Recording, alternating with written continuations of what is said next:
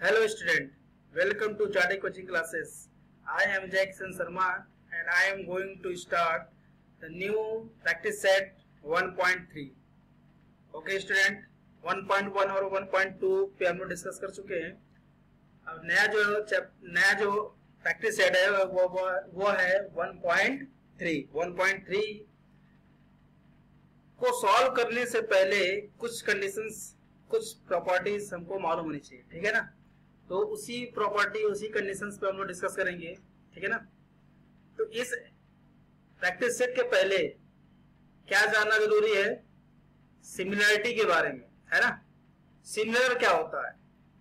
देखो, similar, two और more than two objects have same shape but size may be same और not are called similar object. Okay, similar object कैसे? मतलब same रहे लेकिन size क्या है, डिफरेंट रहे, तो उसे हम लोग बोलते हैं सिमिलर, ठीक है ना.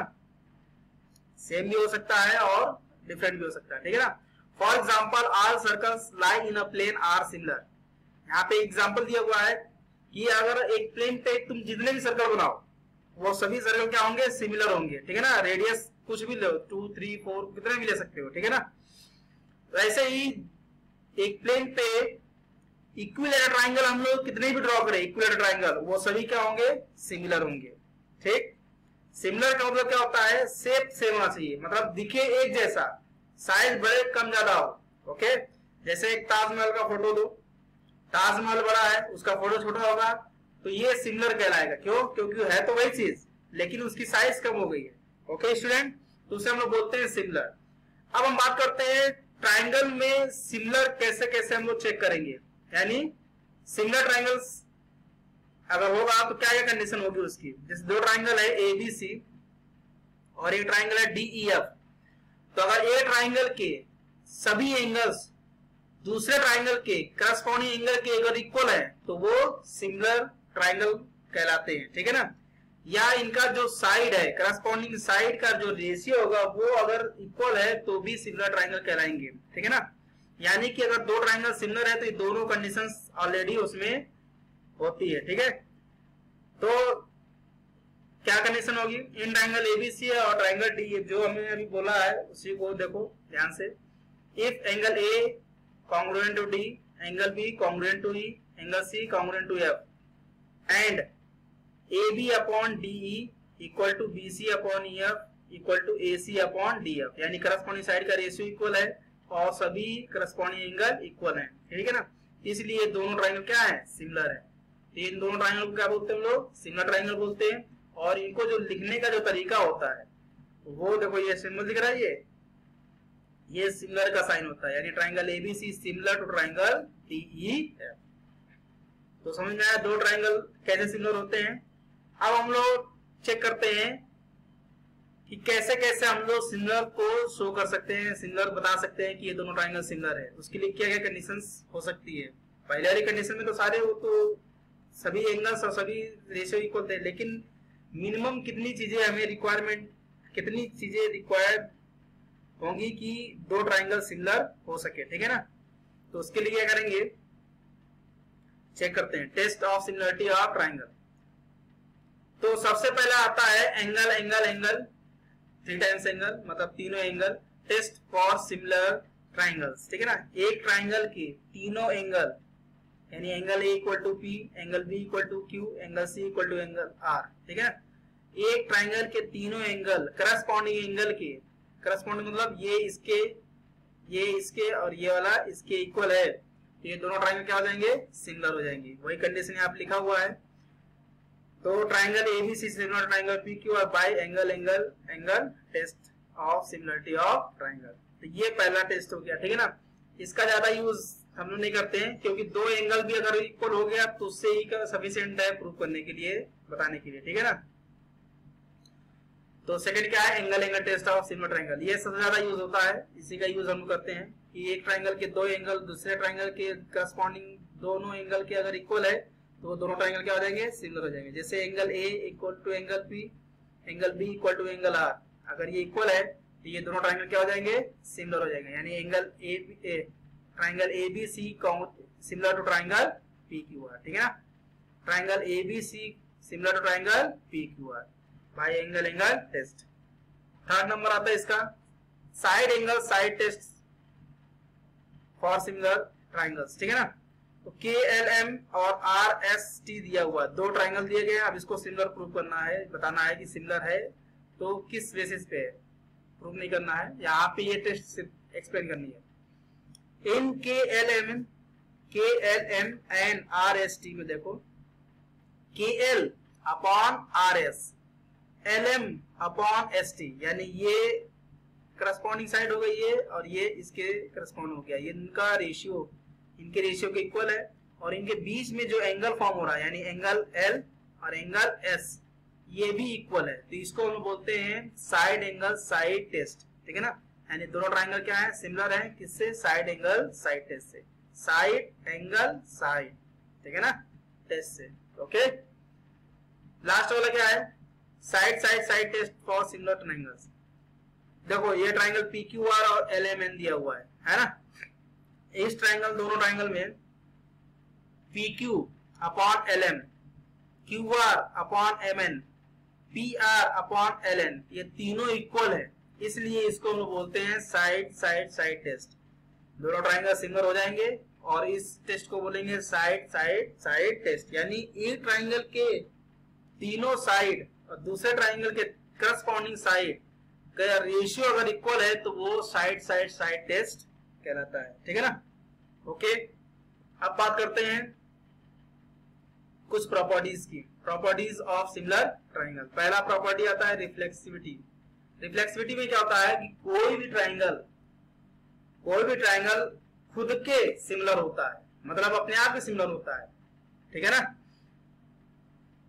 मतलब every triangle is similar to itself. Okay, जैसे ट्राइंगल एबीसी है वो सिमिलर टू ट्राइंगल क्या होगा, एबीसी होगा, इसे बोलते हैं रिफ्लेक्सिविटी। जैसे 2 इक्वल टू 2 ये भी रिफ्लेक्सिविटी का कंडीशन होता है, 2 इक्वल टू 2, 3 इक्वल टू 3, है ना, तो इसको हम लोग बोलते हैं रिफ्लेक्सिविटी। दूसरा क्या है, सिमेट्री। सिमेट्री में क्या होता है कि जैसे अगर ए बी के बराबर है तो बी बी ए के बराबर होगा, उसे बोलते हैं हम लोग सिमेट्री। तो जैसे अगर ये ट्राइंगल दूसरे ट्राइंगल के सिमिलर है तो दूसरा ट्राइंगल भी पहले वाले का सिमिलर होगा। यानी triangle ABC similar to triangle DEF, then triangle DEF similar to triangle ABC, इसे बोलते हैं सिमेट्री। ओके, थर्ड आता है ट्रांजिटिविटी। ट्रांजिटिविटी में क्या होता है कि अगर एक ट्राइंगल दूसरे ट्राइंगल के सिमिलर है और दूसरा ट्राइंगल तीसरे ट्राइंगल के सिमिलर है तो पहला वाला ट्राइंगल तीसरे ट्राइंगल के सिमिलर होगा, इसे बोलते हैं ट्रांजिटिविटी, ठीक है ना। जैसे triangle ABC, triangle ABC similar triangle क्या है, डीईएफ, और डीईएफ किसके सिमिलर है, जीएचआई के, ट्राइंगल जीएचआई के सिमिलर है, तो यानी एबीसी जीएचआई की क्या हो जाएगा, सिमिलर हो जाएगा, इसे बोलते हैं ट्रांजिटिविटी।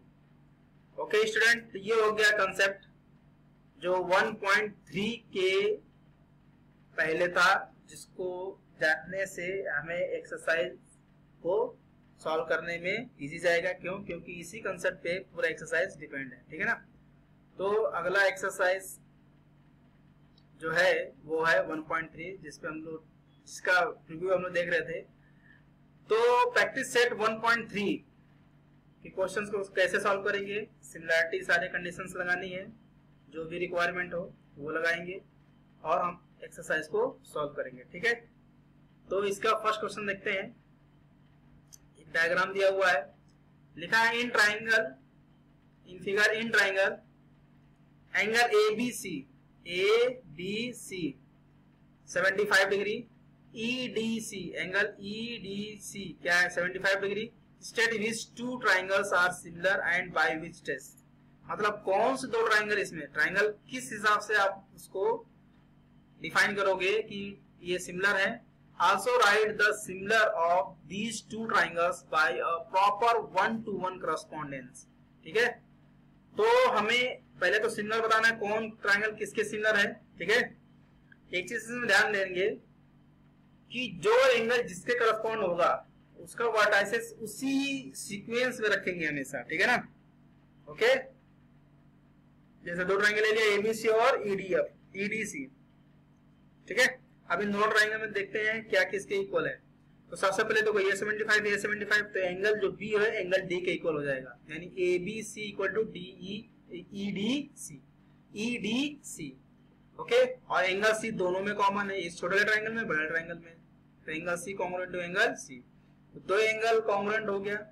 इसका मतलब ये दोनों ट्राइंगल क्या हो जाएंगे, सिमिलर हो जाएंगे। तो triangle A B C, triangle E D C. मैं क्या बोल रहा था कि सी किसके कॉन्ग्रुएंट है, सी के कॉन्ग्रुएंट है, बी किसके कॉन्ग्रुएंट है, डी कॉन्ग्रुएंट है। तो जो जिस सीक्वेंस में है उसी सीक्वेंस में रखेंगे, यानी कि उल्टा पुल्टा नहीं लिखेंगे। यहाँ पे जैसे सी डी ई नहीं लिखेंगे तो गलत हो जाएगा ये। तो यहाँ बी किसके कॉरेस्पॉन्ड है, डी के, सी के, तो रिमेनिंग क्या होगा, ए ई के इक्वल हो जाएगा। तो इसलिए ए बी सी जो ट्राइंगल है वो similar triangle E D C के इक्वल होगा, ठीक है ना, सिमिलर होगा सर। तो ये दोनों सिमिलर हो गए। कौन सा टेस्ट यूज हुआ यहाँ पे, एंगल टेस्ट यूज हुआ, ठीक। ये एंगल इसके इक्वल और ये दोनों में कॉमन। तो जो रिमेनिंग पार्ट है वो अब बताना है। तो देखो, अगर ये दोनों एंगल सिमिलर है तो करस्पॉन्डिंग साइड का रेशियो, यानी A B upon E D, B C upon D C और ए सी अपॉन ई सी, हो गया ना। यानी करस्पॉन्डिंग साइड का रेशियो क्या हो गया, सिमिलर हो गया, इक्वल हो गया। Corresponding side of similar triangle, ये हो गया CSST का मतलब corresponding side of similar triangles, ठीक है ना। एक तो ये हो गया। दूसरा जो रिमेनिंग एंगल है वो भी डिफाइन कर सकते हैं यहाँ पे। तो एंगल BAC किसके कॉन्ग्रुएंट होगा, DEC के, यानी ये वाला जो एंगल है इस एंगल के इक्वल हो जाएगा। CAST यानी corresponding angle of similar triangle. समझ में आया पहला क्वेश्चन दोस्तों। तो ये हो गया क्वेश्चन नंबर फर्स्ट। अब क्वेश्चन नंबर सेकंड की बात करते हैं हम लोग। Are the triangles in figure similar, if yes by which test, मतलब कि क्या ये दोनों ट्राइंगल सिमिलर है, अगर है तो किस टेस्ट से सिमिलर है ये, वो टेस्ट बताओ, ठीक है। तो हमने ले लिया ट्राइंगल PQR, ट्राइंगल LMN। तो दो ट्राइंगल में देखो हम लोग करस्पॉन्डिंग साइड का रेशियो, क्योंकि तीनों साइड दिया हुआ है तो हम लोग करस्पॉन्डिंग साइड का रेशियो निकालते हैं। अगर ये इक्वल आते हैं तो हम लोग कह सकते हैं ना कि सिमिलर है, ठीक है। तो PQ अपॉन LM क्या आ गया, 6/3 यानी कि 2। यहाँ QR upon MN, QR upon MN क्या हो गया, 8/4 यानी कि 2, 8/4 यानी कि 2। इक्वेशन नंबर ये 2 डाल देते हैं। फिर बचता है PR अपॉन LN, तो PR अपॉन LN कितना आ गया, 10/5 यानी 2। ये इक्वेशन नंबर 3 हो गया। इक्वेशन 1 2 3 देखो ये 2 2 2 आ रहा है, यानी कि तीनों क्या है, इक्वल है। तीनों इक्वल है, इनका करस्पॉन्डिंग साइड का रेशियो इक्वल हो गया इक्वेशन नंबर 1 2 3 से, ठीक है ना।